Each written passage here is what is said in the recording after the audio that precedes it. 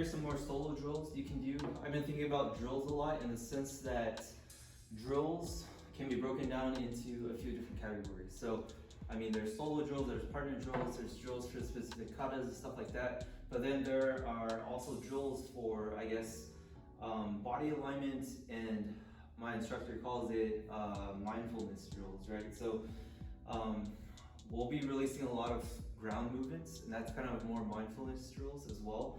But in mindfulness is in the sense that it's a drill that develops your skill, but it's not a drill that works explosivity in the sense that you're just like pushing through a motion.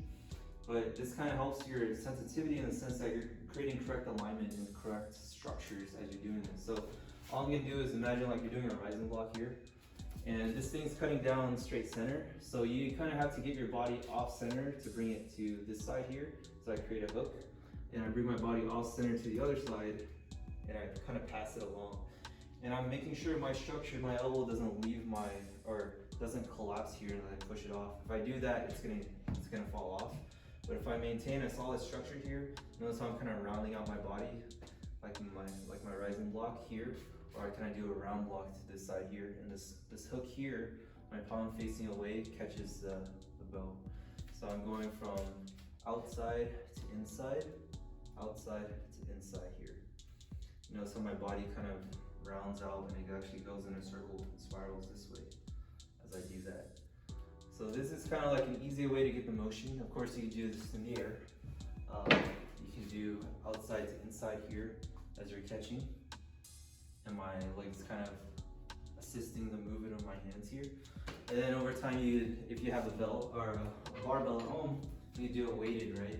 This takes it a little higher, but it actually forces you to be more structural, in the sense that if my alignment's off, let's say my elbows flare too high, and I try to do this, I feel a lot of strain on my shoulder here. I gotta bring my body down and kind of create this circular structure here so that it's kind of like my lats and my body kind of leaning back, in the sense that it's creating a round structure. If I'm kind of too close, this collapses here, and it's like me trying to push off with my triceps here. If I don't lean back, or if I just turn too far, it's gonna fall off this way. So it has to be like correct alignment the entire time. You go from one side and to the other. And again, this structure here is being supported by my lats, not my shoulder here trying to push up like that. It's going from circle, rounded, to rounded the entire time. And this is kind of like a mental skill, and also a mindfulness skill, in the sense that you're really feeling your body's structural alignment correctly, right? And we're gonna go over here and do the same thing on the wall. Let's say you don't have a bow, or you don't have a barbell. All I'm gonna do from here is I'm gonna kind of have my foot that's nearest to the wall is the same side foot that has the hand on the wall. And what I'm gonna do is I'm actually going to step across, and I'm gonna bring my hand this way. So I'm actually bringing my arms the opposite direction as my foot that's traveling. The reason why I wanna do that is I'm actually forcing myself to maintain the structure and kind of roll myself along the wall in that sense. So I'm gonna do this and go to here.